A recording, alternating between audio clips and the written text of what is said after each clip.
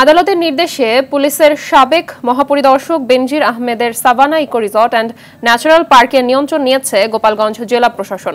গতকাল সন্ধ্যায় মাদারীপুর ও গোপালগঞ্জের দুর্নীতি দমন কমিশন দুদকের দুটি দল রিসর্টে অবস্থান নেয়। এরপর রাত 11:30টার দিকে মাইকিং করে পার্ক নিয়ন্ত্রণে নেয়ার ঘোষণা দেয় গোপালগঞ্জ জেলা প্রশাসন।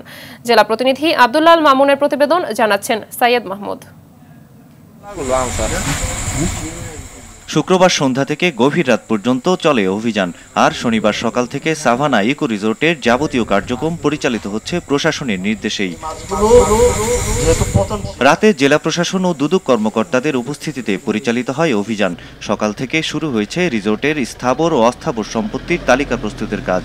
এখন থেকে রিসোর্টের রক্ষণাবেক্ষণ সহ সবকিছুই করবে জেলা প্রশাসন। বিজ্ঞ আদালত এই সাভানা পার্কটি দেখাশোনার জন্য জেলা প্রশাসক মহোদয়কে নির্বাচন করেছেন এবং পুকুর যেগুলো আছে সেগুলা জেলা মৎস্য কর্মকর্তা এবং যে জমিগুলো চাষের জমি আছে সেগুলা আপনার কৃষি কর্মকর্তাকে নিযুক্ত করেছেন। এদিকে রাতে অভিযান চলাকালে দখল হওয়া জমি ফেরতের পাশাপাশি সরকারি রাস্তার উপর নির্মিত পার্কের মূল ফটক অপসারণের দাবি জানান ভুক্তভোগীরা। প্রশাসনের লোক দিয়ে ভয়ভীতি প্রদর্শনের মাধ্যমে বেনজির আহমেদ নিয়ে নিয়েছিল এই জমিগুলো আমরা এখন ফেরত চাই। একটু জমির জন্য সে দেশান্তরী রাতের অন্ধকারে পলায় চলে গেছে। সরকার জামাই নিয়ে আমরা মানিয়ে নিয়েছি, আমাকে যে রাস্তা সরকারি রাস্তা এটি আমাকে যেন খুলিয়ে দেয়। পার্ক পরিদর্শন করেন হিন্দু বৌদ্ধ খ্রিস্টান ঐক্য পরিষদের সাধারণ সম্পাদক রানা দাশগুপ্ত।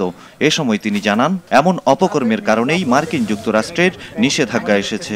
যারা এই ঘটনার সাথে জড়িত তারা রাষ্ট্রের প্রভাবশালী ব্যক্তি এবং যখনই যে সরকার ক্ষমতায় আসে তারা সেই সরকারের ক্ষমতাপুষ্ট।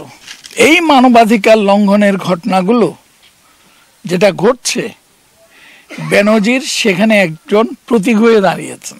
এদিকে পার্কের পুকুর থেকে মাছ চুরির অভিযোগে ওই প্রকল্পের মৎস্য কর্মকর্তা শফিকুল ইসলামের নামে সদর থানায় মামলা করেছে দুদক।